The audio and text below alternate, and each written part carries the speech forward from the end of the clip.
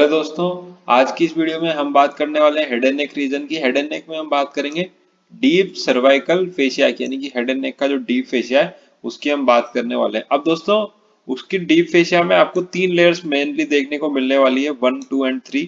First one is investing layer, second is pretracheal layer and third is prevertebral layer. और इन तीनों के modification से all three layer modified to form carotid sheath बनती है। और दो एक्स्ट्रा लेयर्स भी होती है, एक है बक्कोफेरेंजियल फेशिया एंड फेरिंगोबेसिलर फेशिया। ये दोनों ही हम आगे वाली वीडियोस में बात करेंगे जब हम आपको फेरिंग्स पढ़ाएंगे। फेरिंग्स में इन्हें देखा जाएगा। ठीक है, तो आज की जो वीडियो है वो mainly investing layer, pre tracheal layer and pre vertebral layer पे फोकस करती है। इसके अलावा हम केरोटिड शीथ पे भी बात करेंगे। दोस्तों, इस वीडियो में हम समझने के लिए एक बार नेक का ट्रांसफर सेक्शन लेंगे, एक बार सजाइटल या लॉन्गिट्यूडिनल सेक्शन लेंगे। तो सबसे पहले हम ट्रांसफर सेक्शन ऑफ नेक से शुरू करेंगे। ये हमने नेक को बताया हुआ है, जिसका एंटीरियर पार्ट इस तरफ है जहाँ पे आपकी एससीएम यानी स्टेर्नोक्लीडोमास्टोइड मसल दिख रही है, और पोस्टीरियर पार्ट पीछे यानी कि ये ट्रेपेजियस मसल आपको दिख रही है। तो ये 1, 2 स्टेर्नोक्लीडोमास्टोइड होगी और 3 और 4 ये ट्रेपेजियस मसल होगी।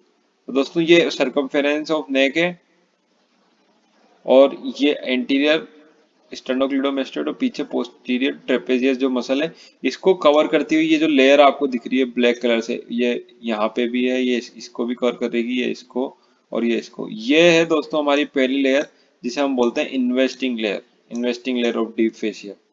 ठीक है, इसके अलावा आप यहाँ पे देख सकते हैं ये क्या है, ये है वर्टिब्रल कॉलम। अब ये वर्टिब्रल कॉलम जो है, इसको एक फेशिया ने कवर कर रखा है, ब्लू कलर के ने, लाइट ब्लू कलर के ने, जिसका नाम है प्री वर्टिब्रल लेयर। ये हमारी दूसरी लेयर होगी। अब दोस्तों, आपको याद होगा अपर लिम की जितनी भी नर्व्स होती है वो सब अराइज होती है ब्रेकियल प्लेक्सस से।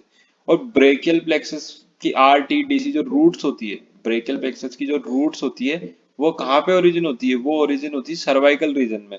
तो ये वर्टिब्रल कॉलम है, ये जो सर्वाइकल रीजन में होगा, क्योंकि हम नेक की बात कर रहे हैं, तो यहीं पे ब्रेकियल प्लेक्सस की रूट्स भी होगी। अब उन रूट्स को जाना है अपर लिम में, क्योंकि नर्व्स को तो अल्टीमेटली सप्लाई कहाँ करना है? अपर लिम को। तो वो नेक से निकल के जब अपर लिम में जाएगी, तो अपने साथ ये जो प्रीवर्टिबल लेयर है इसको भी अपने साथ ले जाएगी, जिसका नाम होगा एक्सिलरी शीथ। यानी कि एक्सिलरी शीथ जो है वो किसका कंटिन्यूएशन है? प्रीवर्टिब्रल लेयर का कंटिन्यूएशन है। और ये एक्सिलरी शीथ आपको कहाँ मिलेगी? ये एनक्लोज करती हुई मिलेगी ब्रेकियल प्लेक्सस को, यानी कि उसकी रूट्स को, और एक्सिलरी वेसल्स को। एक्सिलरी वेसल जो वो भी एक्सिला में सिचुएटेड है, तो उसको भी ये कवर करती हुई आगे जाएगी। तो दोस्तों, ये थी सेकंड लेयर। थर्ड लेयर की बात करते हैं। थर्ड लेयर ये आपको इसके आगे मिलने वाली है कि ये जो है ये वर्टिब्रल कॉलम है, ये इसोफेगस है। इसके आगे फिर ट्रेकिया, और ट्रेकिया के बाहर यानी कि ट्रेकिया के एंटीरियर साइड ये प्रेजेंट है प्री ट्रेकियल लेयर, जिसने कवर कर रखा है इस ग्लैंड को, जिसका नाम है थायरॉइड ग्लैंड। ट्रेकिया के आगे थायरॉइड ग्लैंड होती है, तो थायरॉइड ग्लैंड को जो लेयर ने कवर कर रखा है उस लेयर का नाम है प्री ट्रेकियल लेयर। असल में दोस्तों, थायरॉइड ग्लैंड को तो कवर कर ही रही है, साथ में ट्रेकिया के एंटीरियर भी है, पर ट्रेकिया को कंप्लीट कवर नहीं करती है। और नाम होता है इसका प्री ट्रेकियल, यानी कि ट्रेकिया के आगे प्री ट्रेकियल लेयर। दोस्तों, इस लेयर को हम थायराइड ग्लैंड का फॉल्स कैप्सूल के नाम से भी जानते हैं, क्योंकि थायराइड ग्लैंड का ट्रू कैप्सूल तो क्या होगा? जो उस ग्लैंड के कंडेंसेशन से बने, ग्लैंड के मटेरियल के कंडेंसेशन में बने। और फॉल्स कैप्सूल क्या होता है? जो एक्सटर्नली कवर करता है, जैसे कि ये प्रीट्रेकियल लेयर थायराइड ग्लैंड को एक्सटर्नली कवर कर रही है, तो ये इसका फॉल्स कैप्सूल है। ठीक है, अब हम बात कर लेते हैं कैरोटिड शीथ की। तो दोस्तों, ये लोकेशन देखिए सबसे पहले तो आप कैरोटिड शीथ की। ये thyroid gland, trachea, oesophagus, vertebral column और ये ट्रेपेजियस मसल, इन सब के बीच में प्रेजेंट होती है ये कैरोटिड शीथ। दोनों साइड प्रेजेंट होती है ये कैरोटिड शीथ। और खास बात क्या है कैरोटिड शीथ की? कि it is form by all three layers, contribution from all three layers. ये जो यहाँ पे इस डायग्राम में एरो बता रखे हैं, ये वाला एरो, ये वाला एरो, ये वाला एरो, ये आया इन्वेस्टिंग लेयर का, ये आया प्री वर्टिब्रल लेयर का, और ये आया प्री ट्रेकियल लेयर का। तो तीनों तरफ से इसको कंट्रीब्यूशन मिलता है कैरोटिड शीथ को। आइए डिटेल में बात करते हैं कैरोटिड शीथ की। दोस्तों, कैरोटिड शीथ ये यहाँ पे ग्रीन कलर से बताई हुई है, ये पूरी की पूरी क्या है? Carotid sheath. दोस्तों, कैरोटिड शीथ इसलिए कहते हैं क्योंकि इसके अंदर आती है कॉमन कैरोटिड आर्टरी। ये देखो, ये नीचे से आ रही है कॉमन कैरोटिड आर्टरी। ठीक है, अब हमें पता है कि कॉमन कैरोटिड आर्टरी जो है वो डिवाइड हो जाती है एक्सटर्नल कैरोटिड आर्टरी में और इंटरनल कैरोटिड आर्टरी में। कॉमन कैरोटिड का कंटिन्यूएशन तो होती है इंटरनल कैरोटिड, और एक्सटर्नल कैरोटिड आर्टरी जो कि कैरोटिड शीथ को पियर्स करके बाहर निकल जाती है और सप्लाई करती है फेस वाले रीजन को। ठीक है, तो कॉमन कैरोटिड फिर इंटरनल कैरोटिड। अब एक्सटर्नल कैरोटिड क्योंकि पियर्स करके बाहर निकल गई तो वो कैरोटिड शीथ का कंटेंट नहीं है। इसके अलावा आपको मिल जाएगी इंटरनल जुगुलर वेन, ये जा रही इंटरनल जुगुलर वेन, और वेन और आर्टरी दोनों के बीच में रन करेगी वेगस नर्व, ये 10th नर्व जो वेगस नर्व होती है वो। तो यानी कंटेंट के नाम पे हमारे पास ये जो पीले कलर के आउटलाइन में यानी कि common carotid artery, internal carotid artery, vagus nerve and internal jugular vein, ये सारे के सारे हमारे कंटेंट होंगे कैरोटिड शीथ के। अच्छा, ये तो बात होगी कंटेंट्स ऑफ कैरोटिड शीथ की। अब बात करते हैं रिलेशंस ऑफ कैरोटिड शीथ। तो एक छोटे से डायग्राम से आप समझ सकते हैं, इसका ये आगे वाला भाग ये एंटीरियर है और ये पीछे ये पोस्टीरियर है। इसमें ये जो एंटीरियर एस्पेक्ट है, यहाँ पे आपको ये जो दो डॉट्स दिख रहे हैं ये है एंसा सर्वाइकलिस। एंसा सर्वाइकलिस जो है वो इसके एंटीरियर रिलेशन में, और ये एडहेरेंट है दोस्तों, ये इसके बिल्कुल चिपके हुए हैं। जबकि जो पोस्टीरियर रिलेशन है वो बनाता है सिंपैथेटिक चेन, राइट साइड में भी और लेफ्ट साइड में भी, right and left sympathetic chain.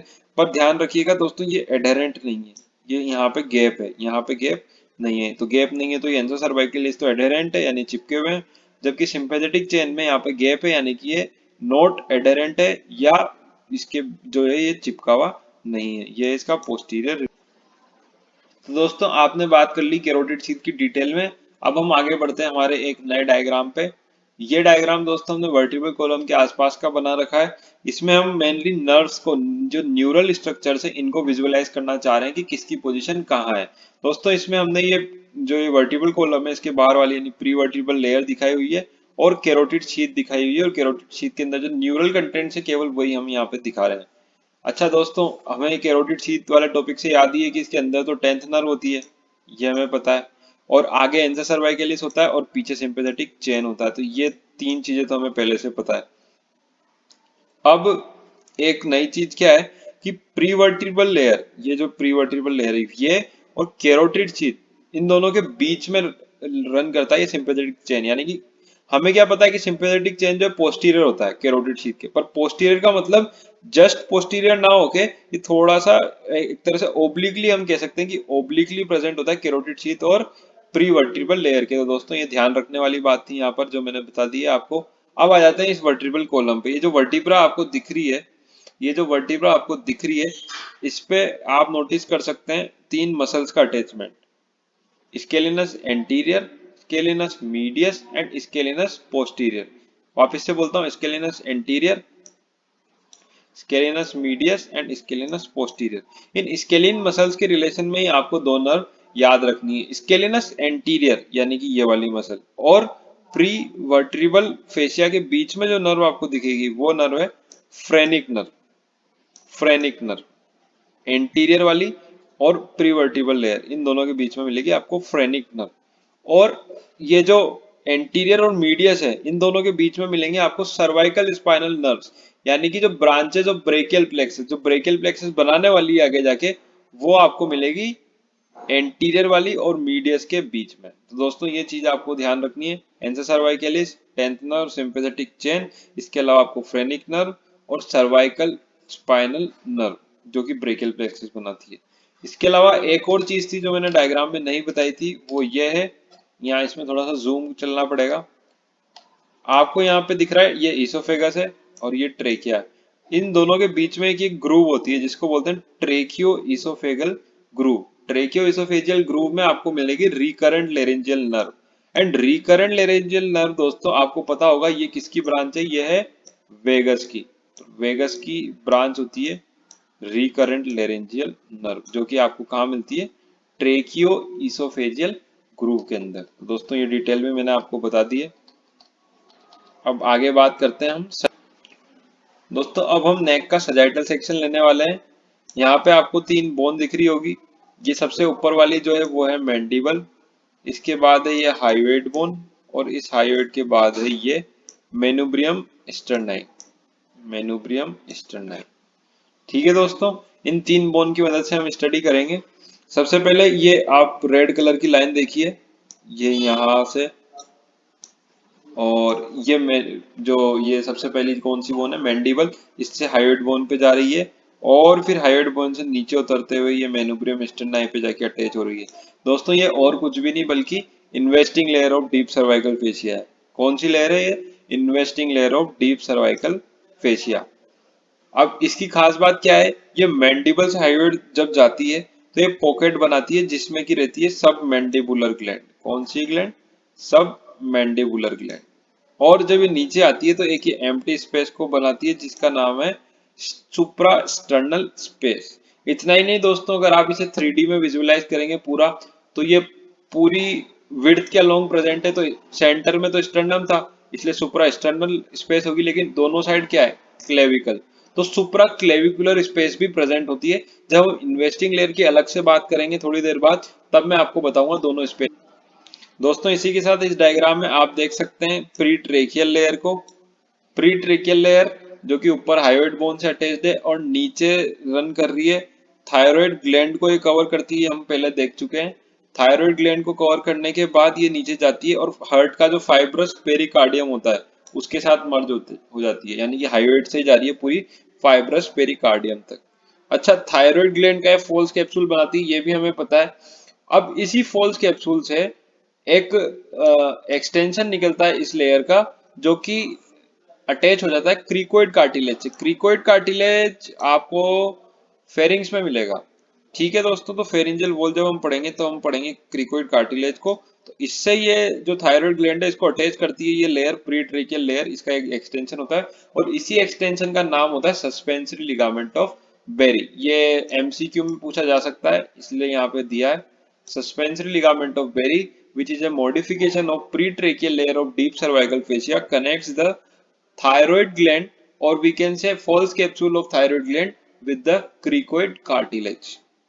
ठीक है दोस्तों, एक और सजाइटल व्यू है, लेकिन ये हम थोड़ा ऊपर से बात कर रहे हैं। असल में हम यहाँ पे ये जो प्री वर्टिब्रल लेयर है वो और फेरिंग्स के रिलेशन की हम बात करना चाह रहे हैं, तो इसलिए मैंने सजाइटल से व्यू लिया है बेस ऑफ द स्कल के यहाँ से। तो बेस ऑफ द स्कल के यहाँ से वर्टिब्रल कॉलम शुरू हो चुका है, C1 C2 C3 ऐसे T1 T2 T3 भी आएगा वहां तक। अभी फिलहाल T1 T2 T3 से काम था इसलिए इसको नोट किया है यहाँ पे।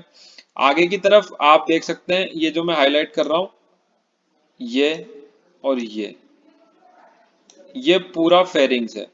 ये जिसमें मैं कलर कर रहा हूं ये पूरी फेरिंग्स है। ठीक है दोस्तों, समझ में आ गया फेरिंग्स क्या है? ठीक है, पीछे वर्टिब्रल कॉलम है, आगे फेरिंग्स है। अब ध्यान से देखना, थोड़ा जूम कर देता हूं। हाँ, यहाँ पे वर्टिब्रल कॉलम, यहाँ पे फेरिंग्स। ये जो ब्लू कलर की लाइन है ये जो नीचे तक जा रही है ये वर्टिब्रल कॉलम के आगे, तो यानी कि ये क्या है? Pre vertebral layer. अब दोस्तों ये वर्टिब्रल कॉलम है, ये प्री वर्टिब्रल लेयर है, तो इन दोनों के बीच के स्पेस को क्या बोलेंगे? Pre vertebral space. ठीक है दोस्तों, अब खास बात क्या है कि ये लेयर सीधी तो जा रही है पर साथ में T1 T2 और T3 पे भी अटैचमेंट शो कर रही है, यानी कि ये जो pre vertebral space cervical region की है ये डायरेक्ट कंटिन्यू नहीं कर रही है थोरेसिक रीजन की प्री वर्टिब्रल स्पेस से। प्री वर्टिब्रल स्पेस तो ऊपर से नीचे तक है लेकिन वो कंटिन्यूटी में नहीं है, बीच में ये ब्रेक आ गया। तो दोस्तों इसलिए ये T1 T2 T3 पे जो अटैचमेंट है प्री वर्टिब्रल लेयर का, ध्यान रखना जरूरी है। इससे हमें क्या पता चलता है कि pre vertebral space is not continuous. कौन कौन सी? सर्वाइकल वाली is not continuous with thoracic वाली स्पेस। आगे मैं बात करना चाहूंगा दोस्तों इस ग्रीन वाली के लिए। ये ग्रीन वाली को फेरिंग्स के साथ रिलेशन में, इसलिए हम इसे बोलते हैं बक्को फेरेंजियल फेशिया। ये 5th नंबर का पॉइंट था मॉडिफिकेशंस में। तो ये बक्को फेरेंजियल फेशिया, डीप में हम इसी बात करेंगे फेरिंग्स टॉपिक में, लेकिन यहाँ पे थोड़ा सा इंट्रोडक्शन है इसका कि बक्को फेरेंजियल फेशिया क्या होता है कि फेरिंग्स की जो पोस्टीरियर एस्पेक्ट है वहां पे ये जो लेयर कह सकते हो आप उसे, ये कवर करती है जिसका नाम होता है बक्को फेरेंजियल फेशिया। ठीक है, अब इस ग्रीन वाली और इस ब्लू लाइन जो है यानी कि प्री वर्टिब्रल लेयर और बक्को फेरेंजियल फेशिया को एक कवर करता है ये एलआर फेशिया। ये एलआर फेशिया दोनों को कनेक्ट कर रहा है। ये मतलब ऊपर की तरफ तो प्री वर्टिब्रल लेयर से अटैच्ड है और नीचे नीचे जाते जाते ये बक्को फेरेंजियल फेशिया के साथ मर्ज हो जाता है। अब इसकी मर्जिंग होने की वजह से दो स्पेस यहाँ पे बन गई। ये जो ऊपर वाली स्पेस है इसको तो बोलते हैं रिट्रोफेरेंजियल स्पेस। क्यों? क्योंकि ये फेरिंग्स के पीछे है, ये फेरिंग्स है, ये फेरिंग्स के पीछे, तो रिट्रोफेरेंजियल स्पेस।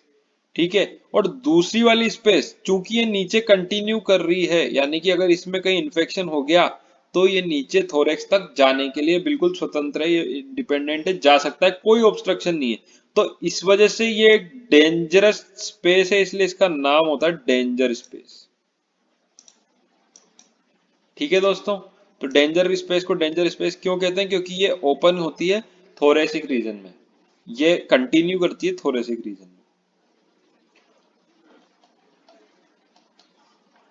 अब दोस्तों समय आ गया है इन्वेस्टिंग लेयर की डीप में बात करने का।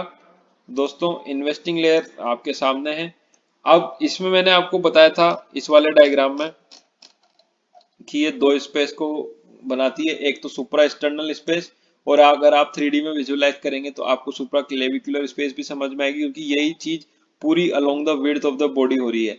तो वही दो स्पेस की हम अब बात करेंगे, सुप्रा एक्सटर्नल स्पेस जिसका दूसरा नाम होता है बर्न्स स्पेस, क्योंकि बर्न नाम के साइंटिस्ट ने डिस्कवर करी थी। ऐसे ही एक क्लेविकल के ऊपर भी होती है जिसे बोलते हैं सुप्रा क्लेविकुलर स्पेस। तो दोस्तों सबसे पहले हम बारी बारी से बात करते हैं। सबसे पहले बात करते हैं सुप्रा एक्सटर्नल स्पेस की, तो क्या क्या आपको देखने को मिलेगा। ठीक है दोस्तों, शुरू करते हैं सबसे पहले मेनुब्रियम से। तो मेनुब्रियम बोन है, यहाँ पे दोनों साइड की क्लेविकल आके अटैच हो रही है, ये क्लेविकल है दोनों साइड की।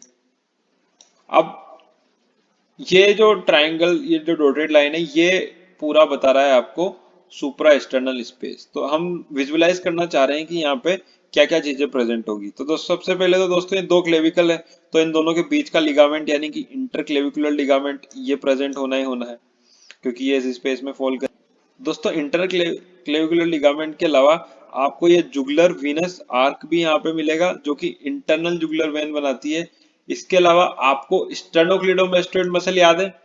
स्टर्नोक्लिडोमेस्टोइड मसल की खास बात क्या है कि इसका जो ओरिजिन होता है वो दो हेड से होता है, एक स्टर्नल हेड, एक क्लेविकुलर हेड। तो स्टर्नल हेड भी इस वाले ट्रायंगल में आ रहा है। तो ये sternal head of sternocleidomastoid is also a content of supra external space.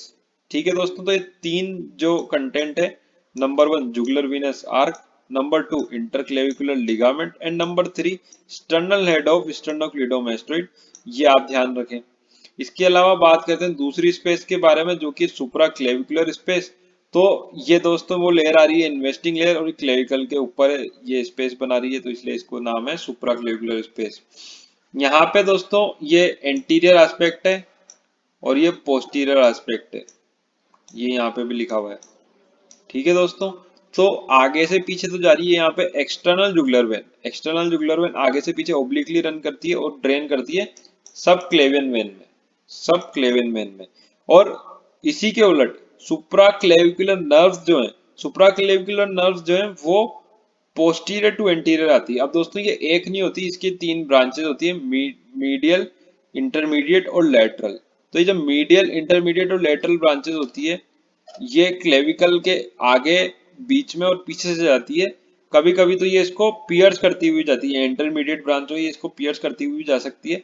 और इसमें जो लेटरल वाली है, इसकी रूट वैल्यू होती है C5, यानी कि, और डायफ्राम को फ्रेनिक नर्व सप्लाई करती है, उसकी भी C3 टू C5 होती है। तो C5 कॉमन होने की वजह से कभी कभार डायफ्राम का जो पेन है वो यहाँ पे भी फील किया जाता है लेटरल सुप्रा क्लेविकुलर नर्व की वजह से। और ये किस रीजन को सप्लाई कर रही है? ये सप्लाई कर रही है शोल्डर टिप को। तो यहाँ पे आपको रेफर्ड पेन ऑफ डायफ्राम भी देखने को मिल सकता है, किस डर्मेटोम की वजह से? C5 डर्मेटोम की वजह से।